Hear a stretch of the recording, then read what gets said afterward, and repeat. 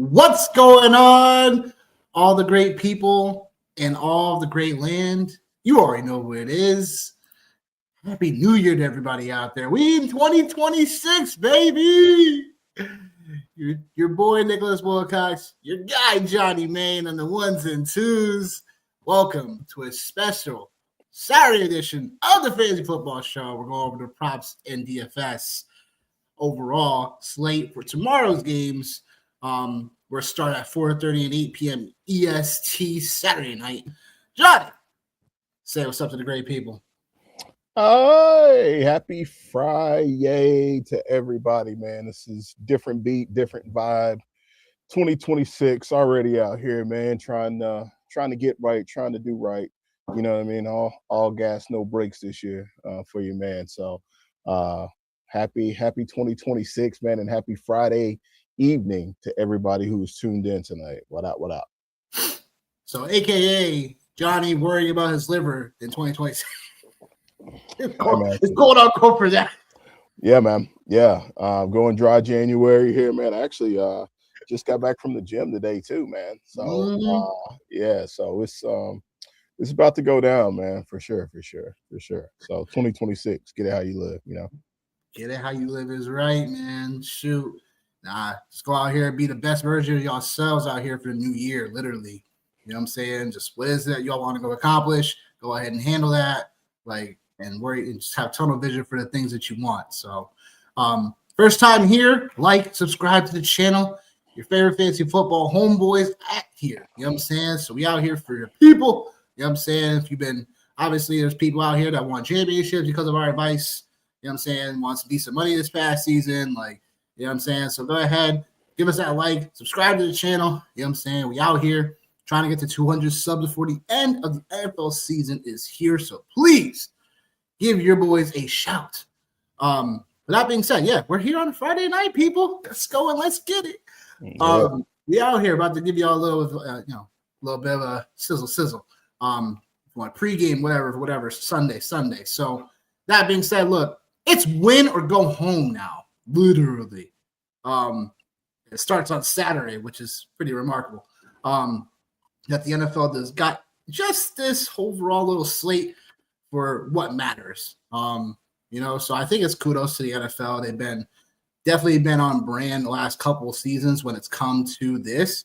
Finding just the marquee matchups to set up for, spots where we want to see football and want to see it at the most dramatic fashion. So some people call it the script. It just happens to happen that way, but it is what it is. Winner go home now time. So, Johnny, any thoughts on that? In terms of how the NFL has been nailing that, is this something that you think they think they'll always be able to do, or? I think so, man. I think there's always going to be divisions that are going to be played close for sure. There's always going to be playoff races that are tight. I think too, there's a lot of historical records that are now up for grabs when you think about individual accolades now with the one game that's being added to the season. I know some people feel certain types of ways about it. I know I've heard some teams talk about, or some people just overall just talk about, it's more important for players to be healthy versus, what seed it is they get. So I think there's a lot of different concepts and a lot of different views, a lot of different takes on it. I think too, incentives for players, man, not only just historical, record book stuff, team records, contractual stuff. There's a lot of different narratives, I think, that come into play in week 18. I think, especially with it being a lot of division-based games. I think that's the one thing I do think the NFL did get right is the division-based games. I don't even know. I think, literally every single game, they're all division games this week. And some of them mean something, some of them don't. But even still, though, right, it's still for bragging rights inside the division. So there's a lot of things, man. And there's also coaches as well, man, still playing for their job, man. Raheem, you know what I mean? Raheem from Juice, I thought Bishop was about to do him, but I mean, maybe he still stays alive. The Minnesota Vikings have a chance to actually have a winning record despite everything, how craptastic this season has been for them. They still have a chance, to be over 500. I mean, there's a lot of different narratives, man. I could definitely put out there as well. But I think the NFL, like one of the few things I think they've got right from the consumer side of things is having meaningful division games in Week 18. Totally. So just nailing it from all point of view. Like they've been doing it, they've been killing it. First things first. NFC South crown. Can someone just win this division? Hurry up, please. It's been a drag out, long thing. You know what I'm saying? Like, it's just, I don't know. That's how I feel about it. But for the NFC South crown, pretty much. But that, we'll get to that in a moment. But Carolina, a 3-point underdog going to Tampa Bay. The over-under 43.5. Start time 4:30 tomorrow night. That's EST. So that being said, look, I think from the Panthers side of things, like they're playing with house money once again. And the caveat right now is that even if the Bucks win this game, we're going to be watching that Atlanta game tomorrow. Because if Atlanta wins, and they're pretty much all going to finish with the same record, if Tampa Bay wins, Carolina still gets into the postseason, still wins the NFC South crown. So, yes, and if the Bucks win, that's what we'll have to watch out for tomorrow, technically. But if Carolina wins, they win it out, they straight out, and they're division NFC South division champs after all this struggle between 17 weeks. So, Johnny, what are you saying about this game? Who you like and why? Oh, man. Well, who do I like? Well, I think that's a loaded question. I like Baker Mayfield. I like the Tampa Bay Buccaneers. I like them. I like them. That's the problem, is I like them. I like them. That's the problem. I wish I didn't like them. And it's not only just like, not like it. Yeah, there's so many different things. So I'll start off with this right here. Baker Mayfield against the Carolina Panthers. 5 wins, 1 loss. Yeah. And of course, obviously, the loss happened, this season. Like wild to me. So then, you throw that into the equation as well. It's 5-1 record, 9 touchdowns, 4 interceptions. Literally the worst. Actually, it's not the worst game he played against Carolina. That was actually one of his first games in that division, but like just a very bad game. And looking at this, man, it's actually kind of crazy. Like Carolina is actually, even like when they haven't been good, like they've actually done a pretty good job at getting after him historically, man. So I don't know, man. He's averaging 219 passing yards during this time, man, where he's played against the Carolina Panthers. And obviously one of those games was when he was with Cleveland. The rest of them have been since he's been with Tampa Bay. Man, I want to pick the Buccaneers so bad in this game, but I can't do it. But I cannot do it. I can't do it. Like, I will not fall victim again. And I think this has been one of the things, like, for them has been the fact that they just haven't played well, man. In their run game, everybody's talked about, Baker Mayfield, and granted, like, that's went, like, downhill, like, big time. But, like, their run game, man, Bucky Irvin, one of your boys, man, 3.5 yards per carry, ninth fewest amongst running back in the league with 40 carries. Like, I think it pains me to say this, but maybe he is more of a change of pace guy. Maybe he is more of a change of pace guy, or maybe it's just the fact that, like, he cannot literally handle that type of workload. Mike Evans, since Mike Evans has been back, Mike Evans has been getting busy, man. 30% of his routes he's been targeted on. That's the 8th most in the NFL for any receiver that's ran over 30 routes, and that's since week 15. So that's about a 2-week time span, because obviously we haven't played week 18. So for those of you, I know most people's fantasy season's over with, but a couple instances. No week 18. couple instances I know in some leagues where Mike Evans was dropped, and if he was dropped, you were able to pick him up, man, and hopefully it worked out pretty well for you in that space.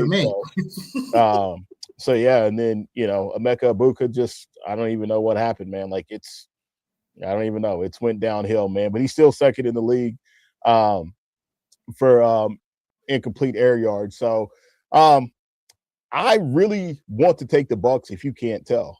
I really want to take the Bucks. but I'm not going to do it, man. I fell victim to him all year long. And this it feels like this is a spot where Baker Mayfield just comes up big, man, and just wills his team to a win. But I can't do it. I can't do it, man. I cannot do it. I can't do it. I won't do it. And then the other part of this too, man, for me, like I think like we have to talk about the Carolina running game, man. Like we have to. Yeah. We have, and Bryce Young, 21 touchdowns, 10 interceptions so far this year. This is it, man. Like this is it. This is what they've wanted. They're in a prime position to go win the division. I'm gonna go with the Carolina Panthers in the upset for the NFC South crown. I got to do it, man. So, and plus the points too, like the points that's the other part of it too, man. I can't see it, man. I think Carolina's hungry. They haven't been here before. It's been a long time since they've been here. Yeah, man, give me Carolina, bro. I mean, if you want to talk about DFS ownership too, I'll hit on that like super quick before I kick it over to you. Yeah. DraftKings wise, Bucky Irving, 46% owned. It looks like he's going to be the highest owned player. Interesting. Let me ask you, are you doing it? Are you playing him? No. Yeah, fair enough. No. Fair enough. It's not that I don't believe in Bucky. I just don't like how the way they've been utilizing him since he's been back. He's been getting touches. It's just more about like the goal line. It's like you're literally putting Sean Tucker in it every time. And it kills the upside, kills the ceiling for him. So that's where I'm like, and he hasn't been getting the catches out the backfield. You know what I'm saying? Rashad White's been there doing that. So it's been a committee thing, in my opinion, since Irving's been back. And it's kind of been a pain in most people's sides just due to that. But I think you made some phenomenal points with the Panthers and the Bucks. I've just been back and forth. Both of these teams have annoyed me all year long, literally. So anytime you thought the Bucks would just show up and do their thing, they haven't. And anytime you think Carolina would – just not perform as well, they show up. So I'm kind of should have some liquor in this, but I don't. Like it's literally a toss-up for me. Like I came on air saying I was gonna go Carolina, but now I'm flipping, I think, towards the Bucks, just because I know like the numbers don't really look well. I just know Tampa Bay at home with the weapons they have on offense. And how bright it's all depends on Bryce Young for me, and whether I believe in his ability to get it done or not, which he did a couple weeks ago. But man, I don't know. It's like Bryce Young is literally like the person right now that I'm like, am I on? Am I off on him? Like I don't know. I think that I'm just gonna go with the Bucks because I just think that they're too talented, and I think if they lose this game, I think Raheem Morris is definitely out. As head coach, they lose this game. 5 of the last 6 games you've lost, and now it's put up or shut up time, literally, for the Bucks. And this offense that I feel should be a lot better and should be playing a lot better, but for whatever reason is not. So I'll just go with the Bucks because I just believe in the talent. I believe Tristan Wirfs. I think the last time I checked, he was supposed to be playing, so that would be huge for them. Check that right now to make sure because I thought he was going to play. So he is going to play. So that's a pretty big thing for me. I think Tristan Wirfs will give Baker a little bit more time in that pocket to dissect. Key players I'm watching for, right? Bryce Young, of course, right? Bryce Young is going to be really the determining factor. The Bucks are a top bottom 5 defense right now, and still in yards per allowed over the last 5 games, and that defense hasn't gotten any better. So that's something where if Bryce Young can expose Tampa Bay like he did a couple weeks ago in a situation where they were back and forth, I think I'm not surprised that some people are taking the 3 points for Carolina. I just think the Bucks are too talented. They get their best left tackle back in Tristan Wirfs. I think they have to get not only Mike Evans more opportunities because it feels like when you're watching the game, Mike Evans gets the ball kind of early, but then they get away from him until like the fourth quarter, which will happen a couple weeks ago in this Carolina game. I think they have to go right for him right away. I think Emeka Ibuka is going to have to be someone that you drafted him for a reason, 19th overall, that you got to go out and here and utilize him to the best of his abilities right now. So I think with all things considered, I'm just going to go Tampa Bay straight up to get this thing done at home. And just we'll have to see how everything plays out. To the next game, we go. The NFC West crown. Seattle, a favorite, -2.5, going into San Francisco, over under 47.5, 8 p.m. Eastern time start. Johnny, taking your boy Seattle? What's happening here? You taking your people or what? Yeah. I don't know why, what would deter you away from that? Yeah, like I'm not sure like what would make me want to do that. Brock Purdy's been playing some really good football. I will say that. And the 49ers offense is definitely been cooking. Definitely been cooking. They have been. Yep. But dare I say, if we want to talk about talent on the offensive side of the ball, Seattle's got some pretty talented weapons as well. And I think defensively, we know what it is they bring to the table. Like, we know what it is that they bring to the table. And I just like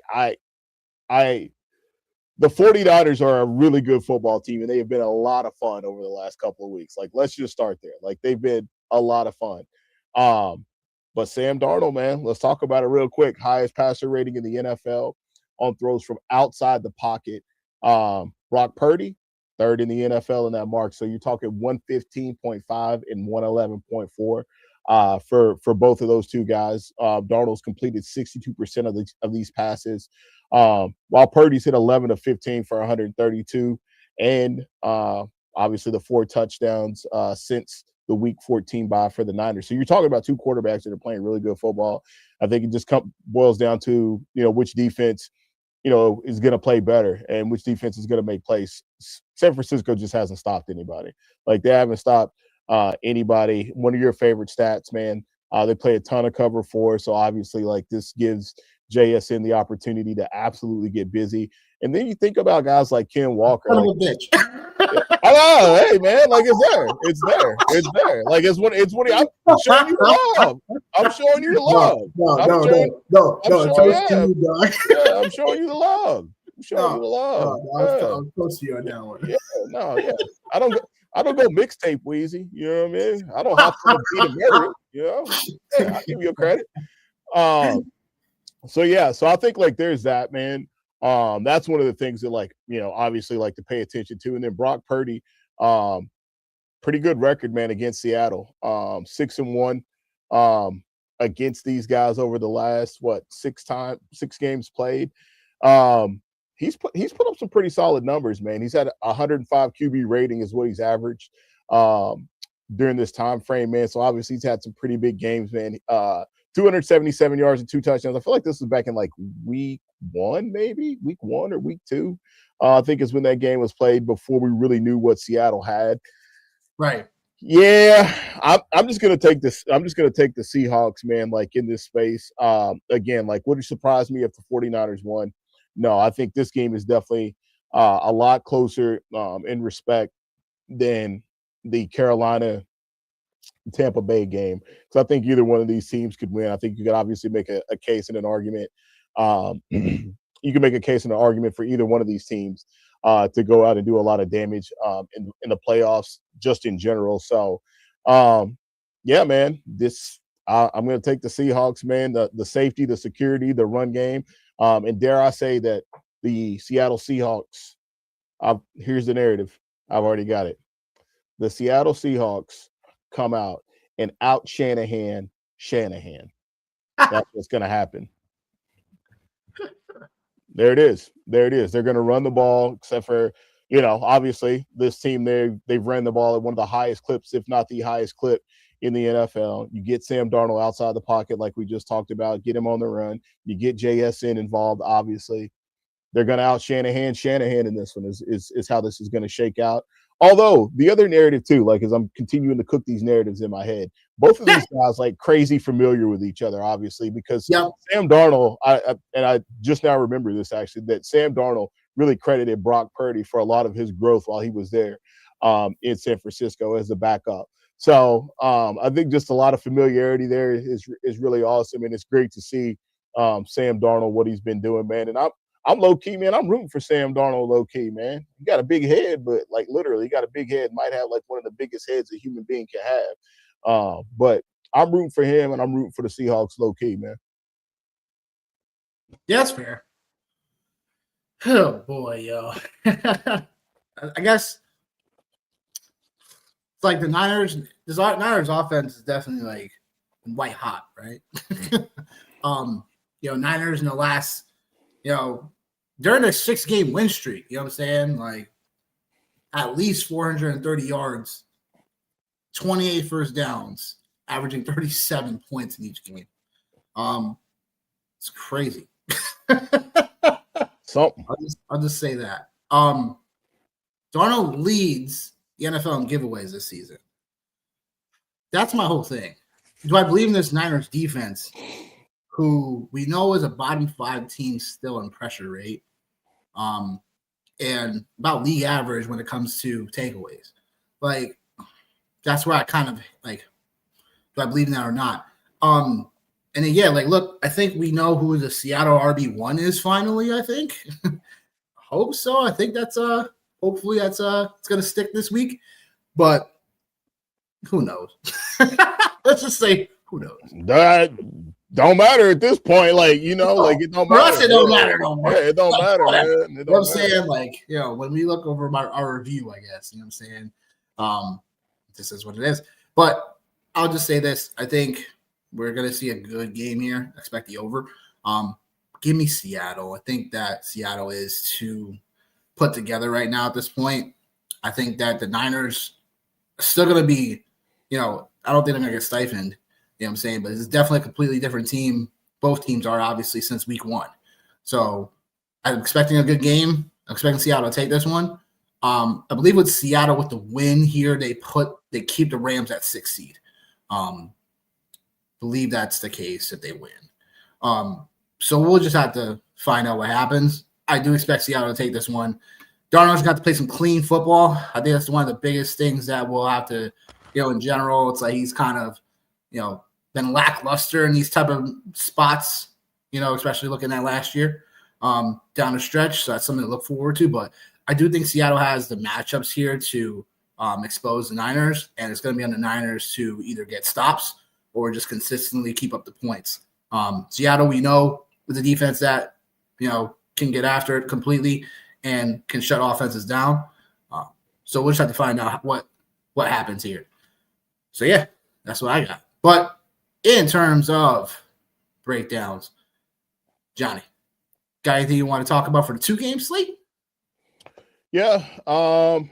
Yeah, actually, man, I'll throw one together real quick, dude. I'll hop on here and get us into a $5. Hopefully, there's a $5 one here. We'll play on DraftKings here because why not? Let's see, classic. What's the idea, huh? yeah, we'll do that. Let's see. Featured tournaments. I don't know what else you got, man. I got a few props that I'll go over now. Go ahead, yeah.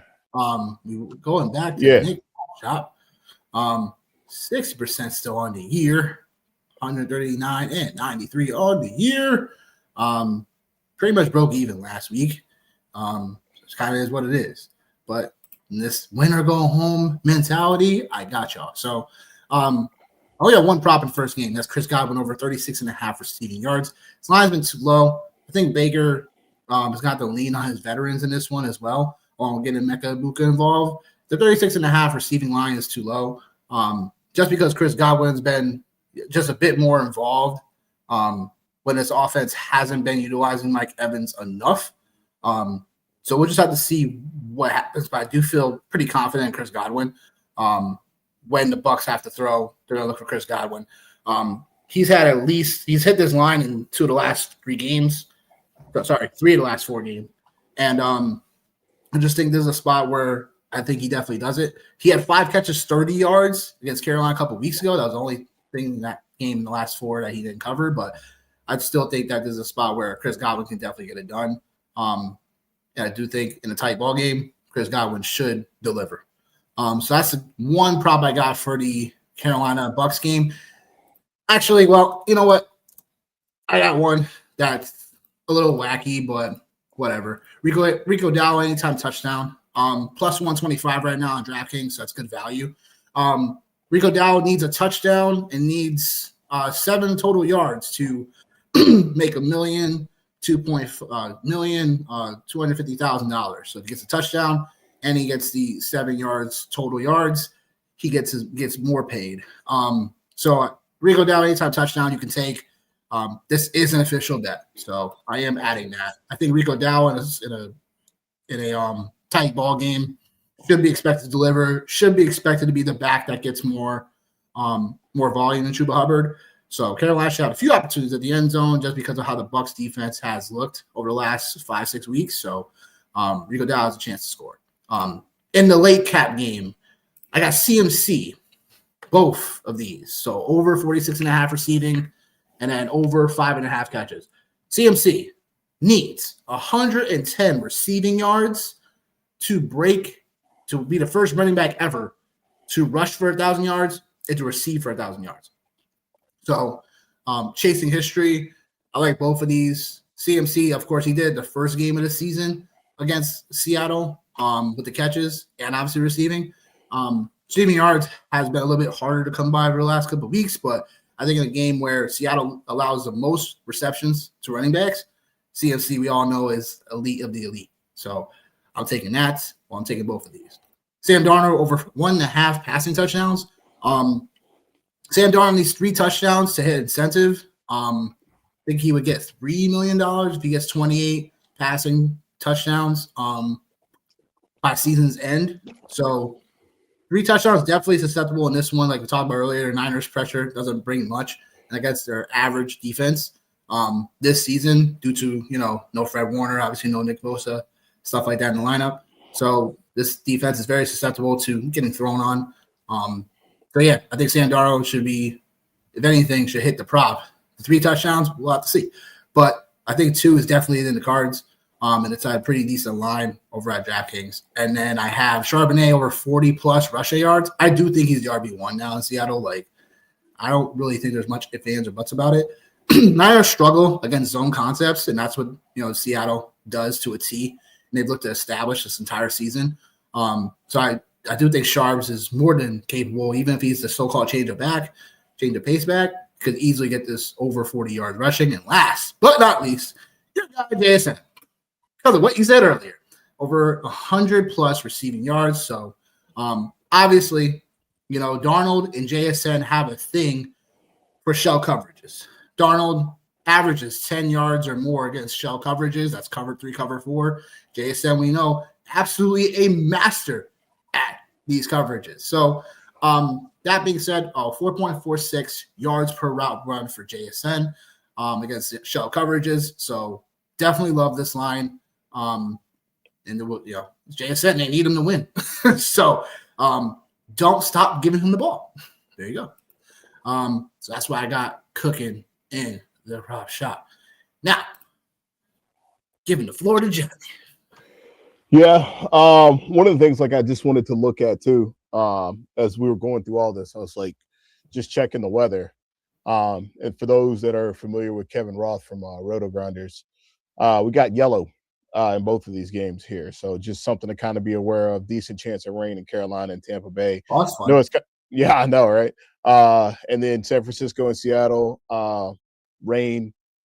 Said he doesn't know a lot until closer to kickoff, but winds 10 to 15, gust around 25 miles an hour. So it might be interesting to see how this all shakes out. And to the point, like your Rico Dowdle call, man, like if it is one of those type of games, I don't know, man. It's always something funny about like those underdog teams in those games with inclement weather, man, because weather is the ultimate equalizer in games like this. So, all right. So let's get to it, man. All right. And we are off like a dirty pair of skivvies here. All right.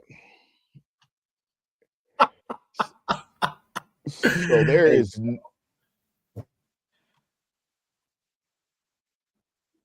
Wait, what the heck? What? What? What the heck? I am literally hearing stuff in my ear right now. Hold on. What is going on? Can No you hear idea. that? Nope. Can you hear that? Nope. I just hear your voice. And now I don't hear your voice. I'm jumping out, jumping back. Oh. I was like, wait a minute. Is there a technical issue going on his side? Yo. Yo, wait. He said he was gonna jump in and jump out. Well, that being said, look, let's wait for Johnny to get back on. I think tips for a 2-game slate really is that, you know, we talked about it before the show started. Bucky Irving right now, projected ownership is 46% on this 2-game. Now, I understand why, because at 6,100 makes some type of sense. The matchup for Carolina is somewhat there. I just don't like how it's still like a 3-back committee in Tampa Bay, especially with Bucky not getting the goal line work. That really makes me nervous in terms of his overall outlook for a slate that is already a 2-game slate, and it's overall just something that, you know, we have to pay attention to. But listen, I just tell me Alan Bucky if he's going to be 46% owned, especially if you're trying to take down a tournament for sure. So a pivot I like, obviously, like either you think Rashad White can be a little bit more involved. Obviously, Charbonnet will be more in ownership as well. But I think going Bucky might be a little bit of a mistake. And then that's where I overall see at least a running back position. So you have to have at least one spot in these 2 games to get really different at. And then the rest to kind of hit the rest of your lineup just has to hit. Johnny, what you got for notes? What you got for us lineup base wise? Like, I'm getting ready to cook this up right here, man. So this is gonna be fun. Sure. So obviously, JSN is someone that we have to. Definitely a staple. Definitely a staple. And I'm gonna go with your boy here, man. I'm gonna roll with Bryce Young.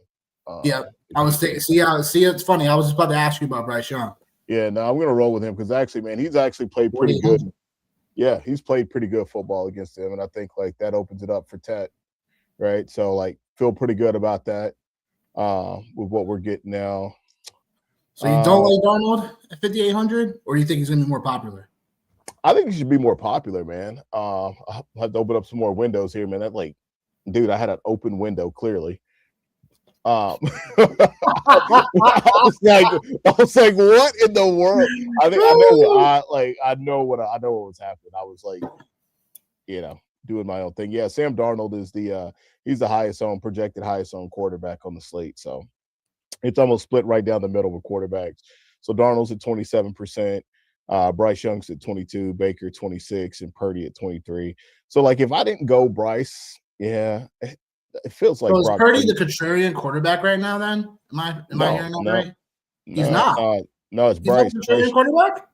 Bryce Young is 22, so he's the guy. But like, everything is so close, man. It's 27, 26, 23, 22.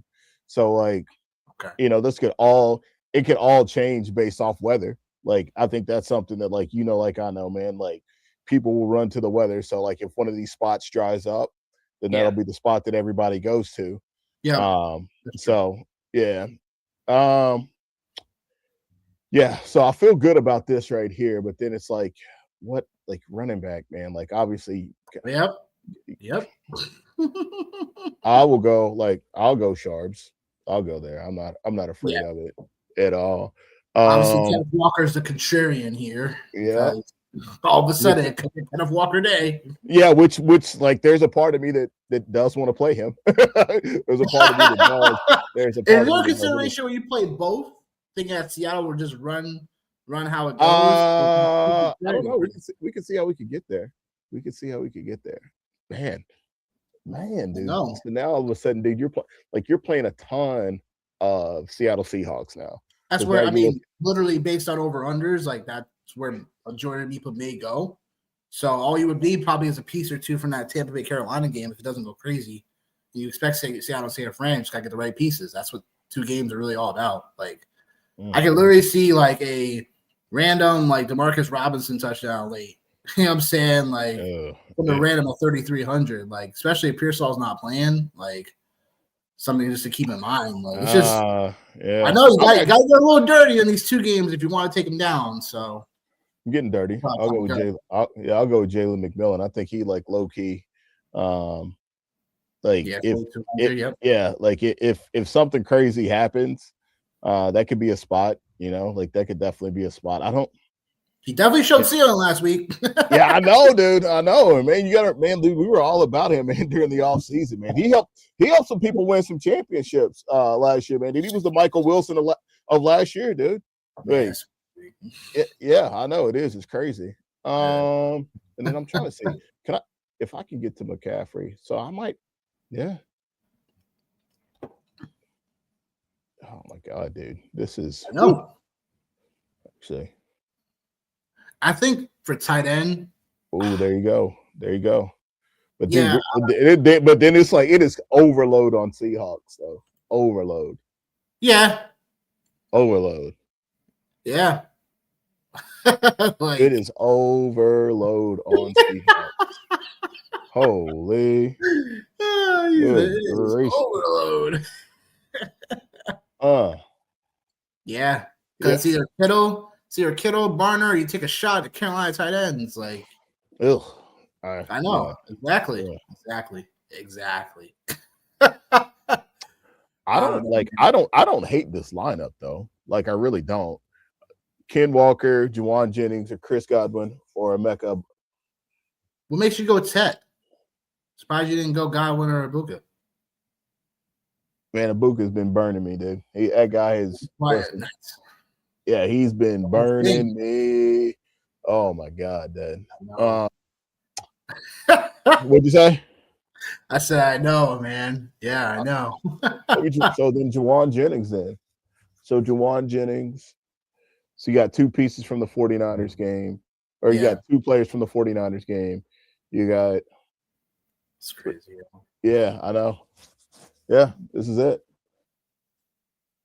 You're still leaving $200 on the table, which is definitely like a thing to do. Like on this slate, we've got our contrarian play with Jalen McMillan. Bryce Young, like as well. Let me see. If you move on from Bryce, let me see what else could you. Yeah, it's just Bryce. That's it. No, it's just Bryce at that tier. Everybody else is 5,600 or more. Yeah, I know. And it's like, do you really want to take the? I just think from a salary share perspective, it makes sense to play Bryce Young. I think he's the one that would probably scramble the most too, in a way. Out of the rest of them, but yeah, it's like everybody else. Like, but you know what though, man? Like just to dumb this like way down, like we're playing the best players against bad defenses, and we're playing the best players on the other offenses. Right. Yeah. Like with the exception of Tampa Bay, like which we have like little to no exposure. Jalen McMillan's the only Tampa Bay player we got.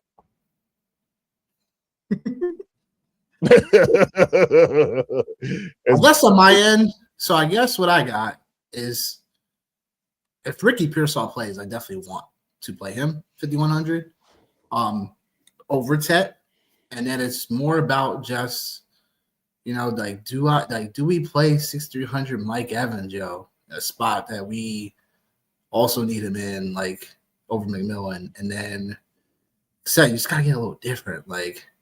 Dare I say, you know what I'm saying? Like, I don't know. It's so wild. Like, you play Cooper Cup, you play yeah, man, bro, listen, oh my God, man. I was like, I don't even know. I was in my bag the other night just like looking at stuff. And man, there are some guys that like outproduce Cooper Cup that like you wouldn't even dare say out loud on national television or on a satellite program. For kids under the age of 18, like just, jeez, like, yeah. Like I don't hate this lineup. That the only place I feel really like naked at is Bryce Young. That's the only place like I feel really like, if I'm pricing, you're kind of pigeonholed into it. Oh, yeah. because like you gotta like you can't not play McCaffrey on this slate. You can't not play JSN on this slate. Like you have to play those two players. Like, yeah, I know. Yeah. What up, Haywood? We just fresh out the trap. Typical West Coast people. No, man. I'm so damn jealous. Happy New Year, Haywood. So damn jealous of them. Good weather, early football. Man. Meanwhile, East Coast dads out here struggling, man. That game last night, you already know, man. I was out here looking like bubbles out here from the wire. Good old Miss, huh? Oh, yeah. Oh, man. All right. Yeah, man. Like this is the one that like this is the one. Because I feel like Ted McMillan, man, like if Carolina's gonna win, he's gonna have to play good football. Like he's gonna, and Carolina's defense is grossly underrated, man. Like they're grossly underrated.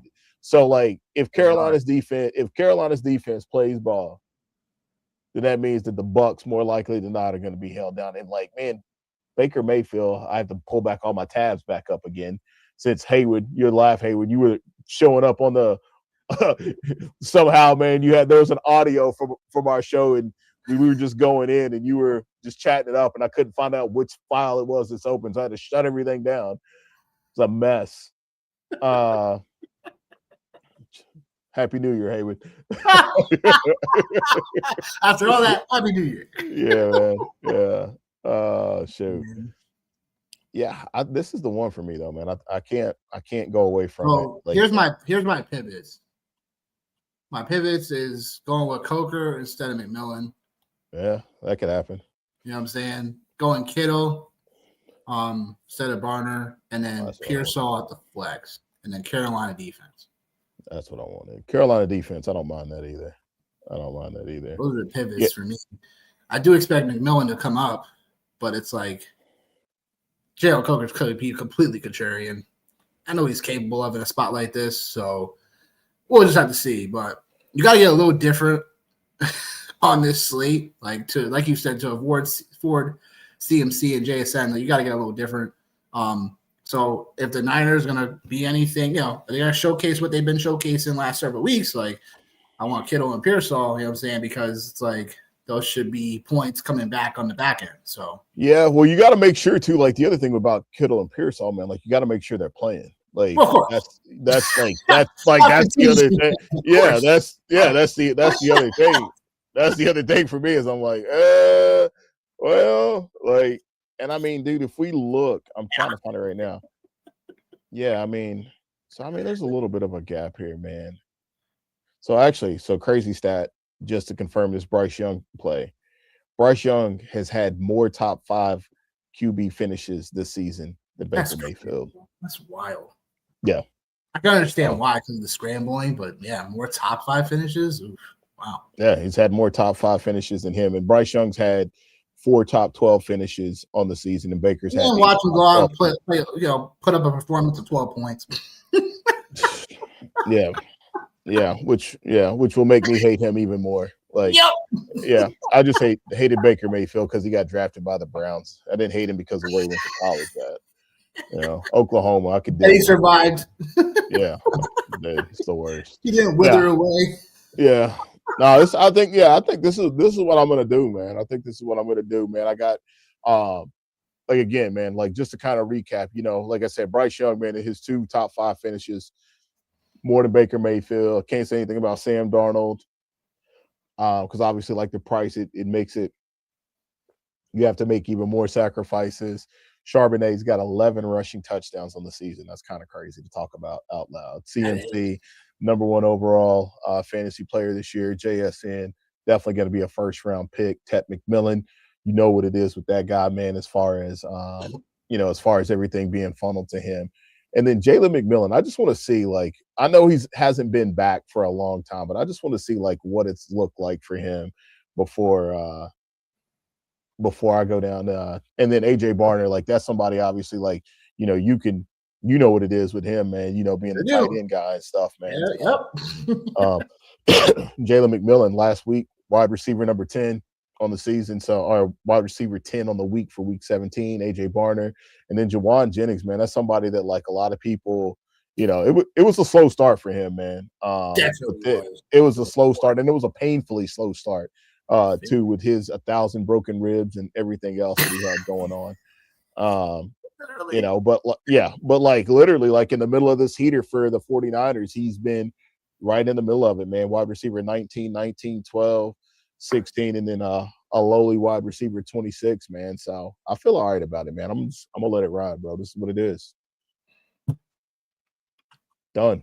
And set. And set. Winless, lots of money. Doing it. And then DraftKings, you whores, you're sending me, you got these pictures of these Dos Equis beers up here knowing I'm not drinking them. My favorite beer. Let me close out of it. Yeah. Go back to drinking my water. Yo. Oh boy. Well, yeah. A short show. So, any final thoughts? Any old man rants upcoming? Or is it too early for that?